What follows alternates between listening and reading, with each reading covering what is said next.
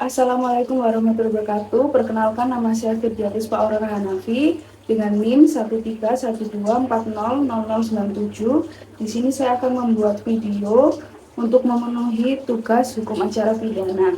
Di dalam video ini saya akan menjelaskan atau mempresentasikan terkait materi prapenuntutan dan penuntutan. Yang pertama saya akan membahas mengenai prapenuntutan. Untuk yang pertama adalah definisi. Para penuntutan adalah wewenang penuntut umum memeriksa dan meneliti berkas perkara yang diterima dari penyidik. Dan dalam hal berkas perkara belum lengkap, penuntut umum mengembalikan berkas perkara itu kepada penyidik disertai petunjuk untuk dilengkapi. Jadi, pertanggungjawaban prapenuntutan ada pada penuntut umum. Prapenuntutan bukan hubungan atau perintah atasan kepada bawahan, akan tetapi merupakan hubungan hukum secara horizontal dalam rangka sistem peradilan pidana terpadu. Untuk selanjutnya adalah tujuan. Yang pertama adalah memastikan berkas perkara pidana sudah lengkap.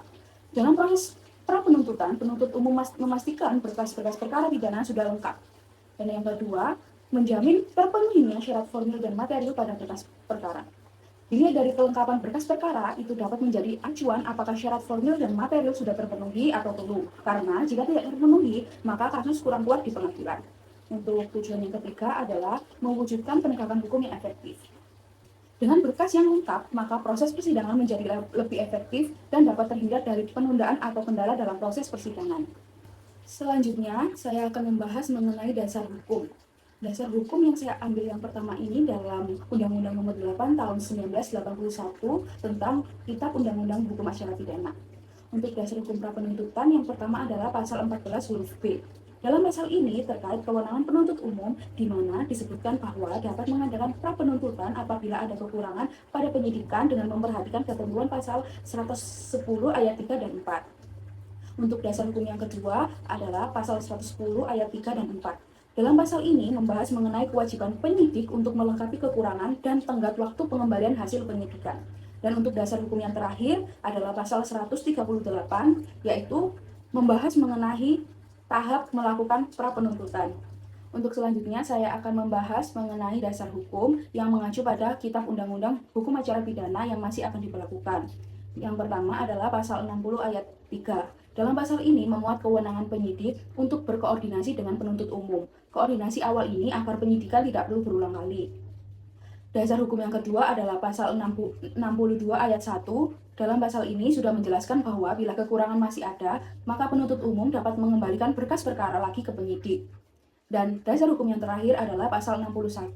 Dalam pasal ini menjelaskan mengenai penuntut umum meneliti berkas penyidikan dan dapat mengembalikan lagi jika belum lengkap, supaya layak saat untuk di pengadilan. Untuk selanjutnya saya akan membahas mengenai tata cara prapenuntutan. Yang pertama, setelah penyelidikan selesai, penyidik menyerahkan berkas perkara kepada penuntut umum. Yang kedua, penuntut umum kemudian meneliti berkas perkara dalam tenggat waktu 7 hari setelah berkas perkara diterima dari penyidik.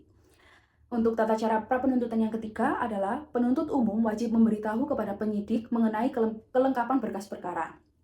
Dan tata cara prapenuntutan yang terakhir atau yang keempat adalah apabila hasil penyidikan belum lengkap, maka penuntut umum wajib mengembalikan berkas perkara tersebut ke penyidik disertai petunjuk untuk dilengkapi. Jika penyidikan dianggap selesai apabila berkas perkara lengkap. Jika dalam 14 hari penuntut umum tidak mengembalikan hasil penyidikan kepada penyidik, maka penyidik tidak kena sanksi apapun dan berkas perkara dinyatakan lengkap.